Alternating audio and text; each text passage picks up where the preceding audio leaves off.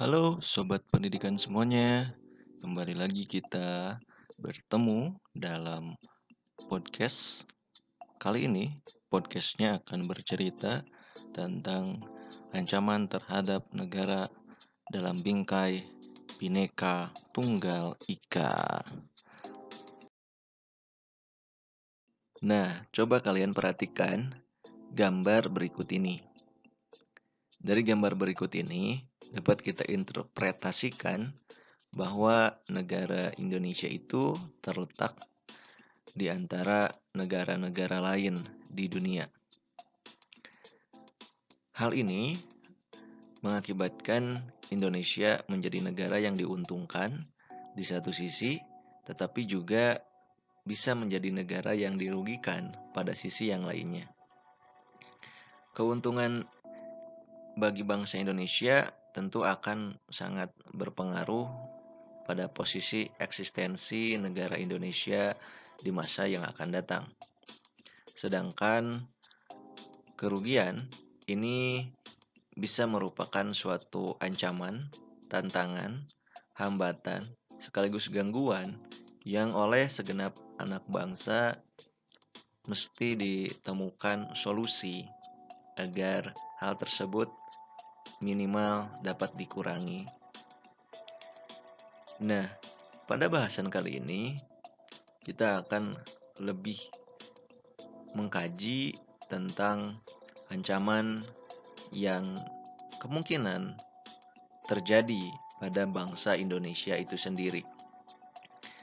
Ketika kita sudah dapat untuk mengenal dan memahami jenis-jenis ancaman yang ada, yang kemungkinan bisa saja melanda pada bangsa Indonesia, diharapkan kita sebagai warga negara mampu untuk dapat menyelesaikan ancaman-ancaman tersebut agar eksistensi bangsa Indonesia baik di kancah internasional maupun nasional dapat terjaga. Posisi silang Indonesia merupakan sebuah potensi sekaligus ancaman bagi integrasi nasional bangsa Indonesia itu sendiri. Hal tersebut bisa datang dari dalam negeri maupun juga dari luar negeri. Dalam bentuk ancaman berupa ancaman militer yang menggunakan kekuatan militer maupun ancaman yang bersifat non-militer, yaitu ancaman yang tidak menggunakan kekuatan militer tetapi lebih berbasis kepada Ipolek Sosbud Hankam Ag.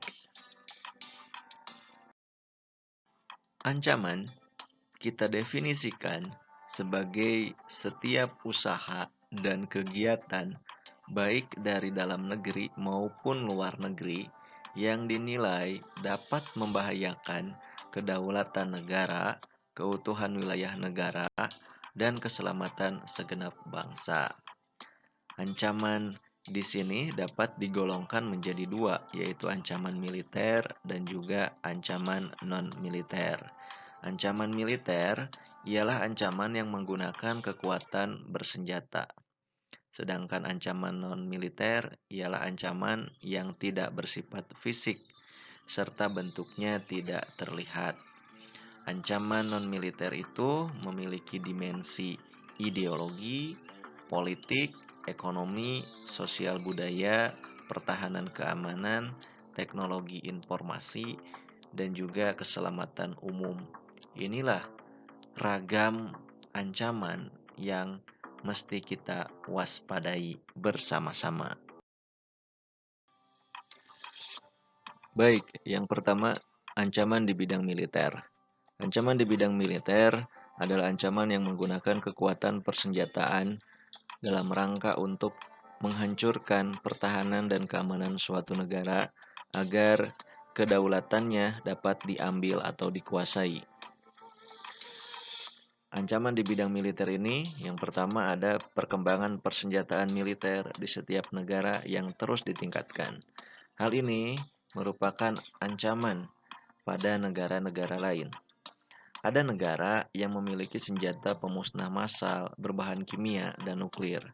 Tentu saja aktivitas itu merupakan ancaman militer yang menggunakan kekuatan bersenjata yang terorganisir. Yang kedua, ada invasi.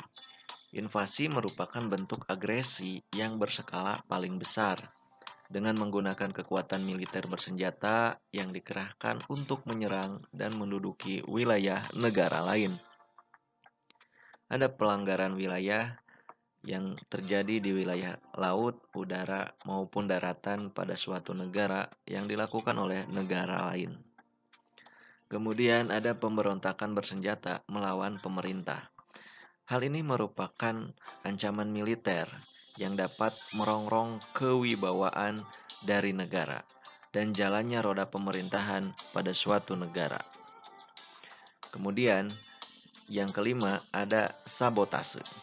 Sabotase adalah tindakan terencana, disengaja, dan tersembunyi yang dilakukan dengan tujuan untuk merusak peralatan, personel, dan juga aktivitas dari bidang sasaran yang ingin dihancurkan, yang berada di tengah-tengah masyarakat. Dan kehancurannya harus menimbulkan efek psikologis yang besar. Kemudian yang keenam ada spionase. Merupakan kegiatan yang biasanya dilakukan oleh agen-agen rahasia dalam rangka mencari dan mendapatkan rahasia pertahanan negara dari negara lain. Yang ketujuh ada aksi teror yang dilakukan secara terbuka di tengah-tengah kesibukan masyarakat. Aksi teror bersenjata ini memakan banyak korban baik dari kepolisian dan juga masyarakat.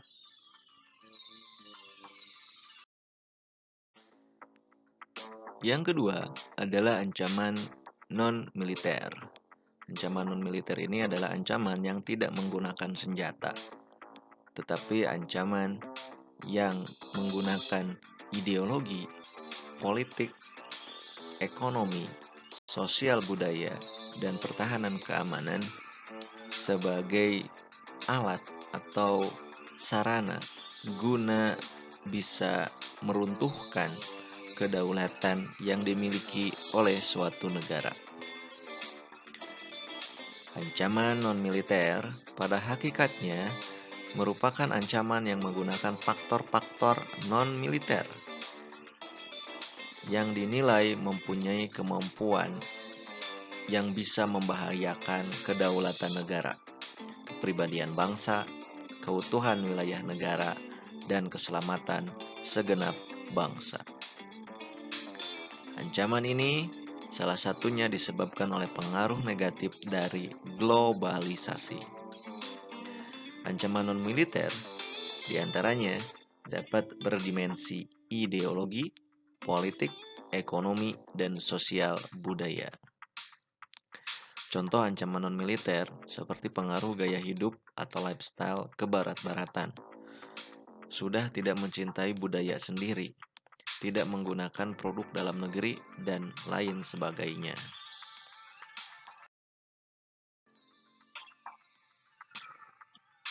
Ancaman non-militer memiliki karakteristik yang berbeda dengan ancaman militer, yaitu tidak bersifat fisik, serta bentuknya tidak terlihat seperti ancaman militer.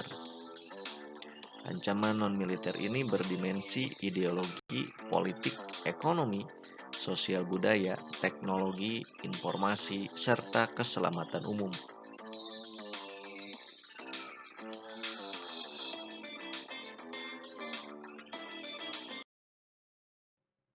Terima kasih sudah menyimak.